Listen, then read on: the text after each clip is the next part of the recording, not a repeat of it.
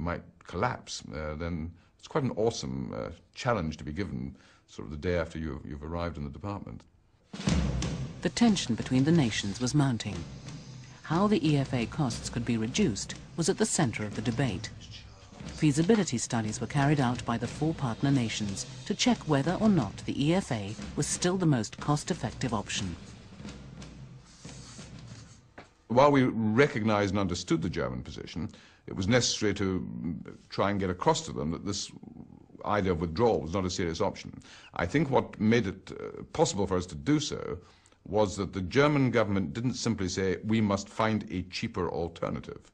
If they'd simply said that, what that would have in fact meant is buy American. But for a mixture of political and other reasons, the German government didn't feel able to say that. They said, we must scrap Eurofighter and build a less expensive European fighter. Now, once they said that, they were bound to lose, because so much had already been spent on Eurofighter that if we'd had to scrap all that and go back to the drawing board and design a new aircraft, even a less sophisticated one, in theory that might be less expensive. In practice, the cost would have been far, far greater. Volker Ruhr turned down our request for an interview. But back in 1997, he justified his actions. In the beginning, the British gave the impression as if they had all the money of the world, as if they didn't care about the price. Later on, they all congratulated me that it was good to interfere with the old project and to save some money. Also, good British money has been saved. Martin Freemer was working on the project at the time. He does not remember his government's vacillations as being so helpful. It was actually a not easy situation the program went into. Now, obviously, to this situation, we continued with the work as good as possible, but with the threat that it's not going to continue, the motivation was gone, and it took us quite a lot of effort to keep the program going as necessary and as we have been obliged relative to our partners.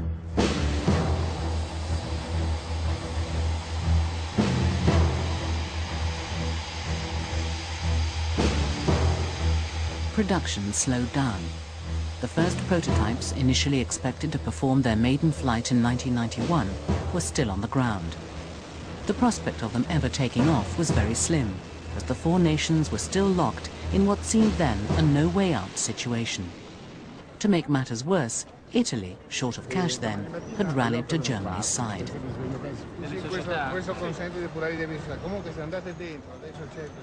The budgetary crisis and German withdrawal are causing Italian ministers to think again about the wisdom of the European fighter. They say that unless the plane can be made much more cheaply, they'll follow the German lead and leave the project, leaving Spain and Britain stranded.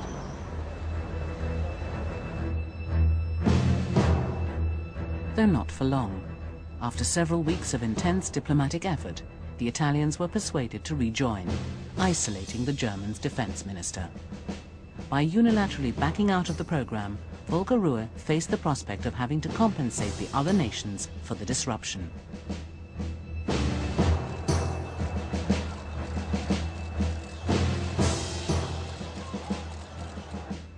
Ruhr's predecessors had locked themselves into the project by a punitive penalty system of their own devising.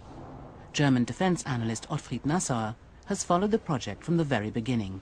Germany itself participated in negotiating the contract, which made it so difficult to leave. And it was his predecessors' wish that it should be so difficult to leave the program because the predecessor feared that smaller countries might opt out.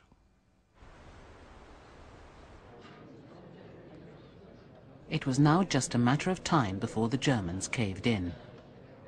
As the heads of government met in one room, Volker Ruhr and I went into another. And by that stage, the kind of conclusion that was emerging was becoming pretty evident. It was really a question of crossing the T's and dotting the I's and finding a form of words that made it not too painful for Volker Ruhr to acknowledge that the program was going to continue.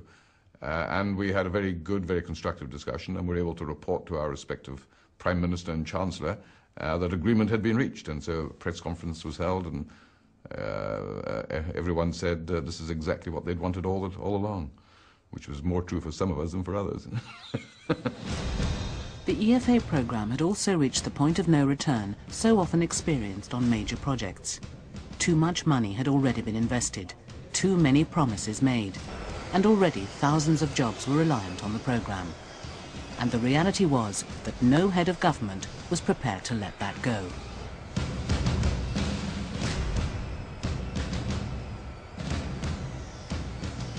It was just too expensive to go back to square one. And of course, it's a combination of objectives. It's not only meeting the needs of your armed forces, that's clearly the most important objective, but you want to do that in a way that helps support your own indigenous aircraft industry. And British Aerospace, for example, and other British companies, a large number, dozens of British companies, had a huge industrial commitment, jobs and resources at stake here. So by the end of 1992, the programme's future was secure, but the delay caused by Germany's indecision was having a profound effect on costs. It's my view that one person is responsible for the delays and cost overruns on Eurofighter, and that's the German Defence Minister Volker Röhr. Any thoughts that he has that he made it cheaper or easier are just not substantiated by the facts. The aircraft, as a result of the delays, as a result of the redesign work, became substantially more expensive, probably to the order of 40 to 50% more expensive than it needed to have been. So by 1993, full production had to be delayed until 1995, the number of planes staying at 765, with the delivery date to the Air Forces being postponed to 2000. Estimated total cost had risen to £41 billion.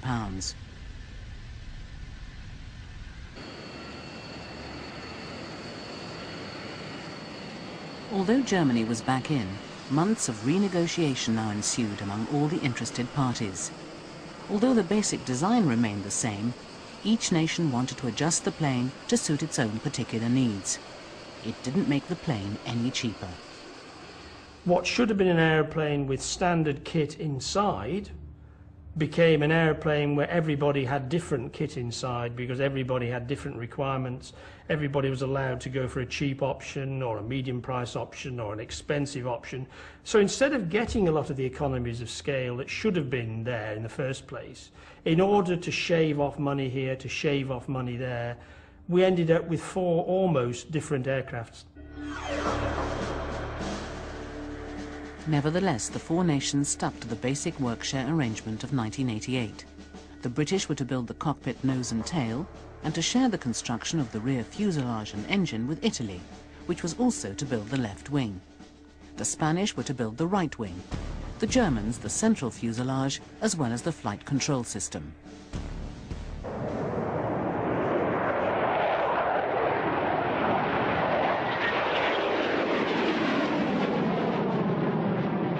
Against all the odds, it was the Germans who were the first to get their prototype off the ground in March 1994. This was the first real milestone of the project.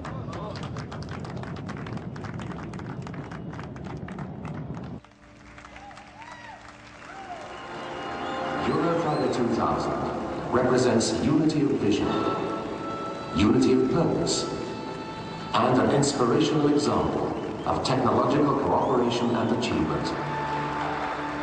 A month later, the British unveiled their prototype at the British Aerospace factory in Warton, Lancashire. The EFA was now renamed the Eurofighter 2000.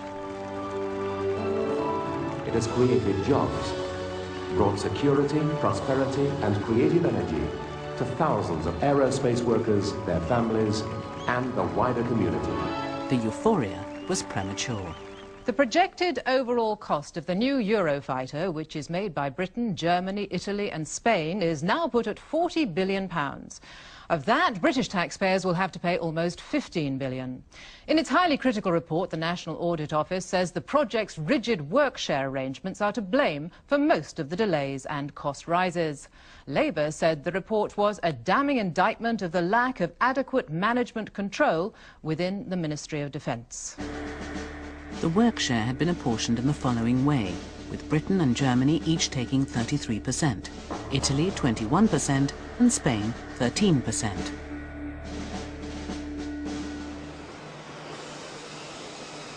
Eurofighter 2000 brought hundreds of contracts to the four nations' industries. The work was allocated according to the number of planes each country planned to buy, and this meant that contracts didn't always go to the best supplier. According to one aerospace expert, the flight control system was the victim of this work distribution. Nobody wanted to make, if you like, the cheap and cheerful things like the cushions or the ashtrays or the armrests. Everybody wanted the cutting-edge technology, the computers, the aerodynamics, the engines, all the good things that make it possible. The Germans, because of the money put in, wanted the flying control system, a crucial thing in this all-electric aeroplane, computerized. The trouble was the Germans hadn't built a control system on a fast aeroplane since 1945. It was, to be frank, beyond them at the time, and it was only rescued by other people coming to help in the mid-90s. So one of the reasons why the Eurofighter was delayed was not just politics, it was technology, and people should, in future, if they can, allocate work share on the basis of proven track record and experience, not just the amount of money people put into the pot. The original agreement had allotted the British and Germans 250 planes each, giving both a third of the work share. But Germany, having confirmed its commitment to the project, dropped another bombshell. Mr. Ruhr demanded to nearly halve Germany's order to 140 planes, and yet retained the country's original 33% share of the workload, employment and technology. We will not give in with regard to the work share, but we're in the midst of negotiations. Eurofighter was under threat again. Any more delays would be catastrophic.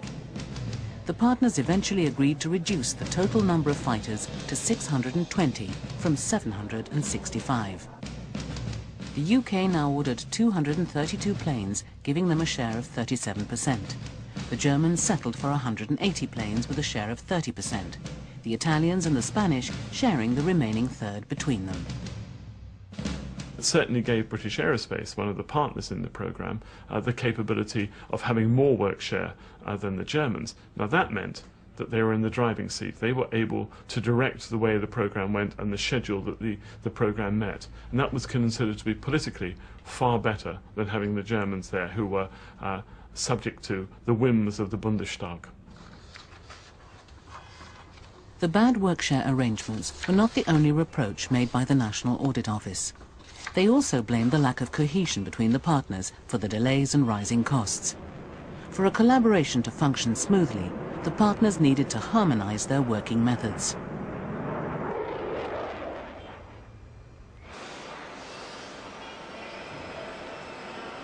In the early years of the programme, nationalism was still very much anchored in the partners' mentality. Although they were keen to cooperate, they were reluctant to adopt new management tools. It took years for a common working method to be implemented. The next big test was the Dubai Air Show, where rival fighters were able to demonstrate their agility in the air.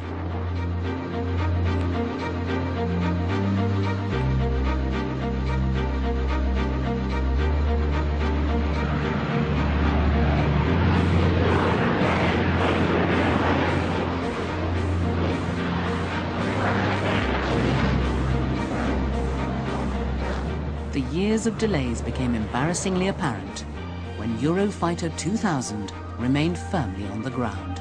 Around about that time, a couple of other aircraft programs had experienced accidents.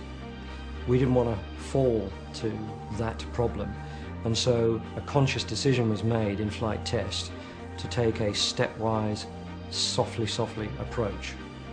And therefore, in those early displays, the aircraft was being constrained because we didn't want to push the limits too far. The Eurofighter at the Dubai Air Show was just a large-scale model.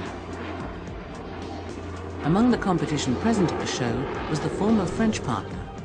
Their plane, the Rafale, was demonstrating great agility in the air.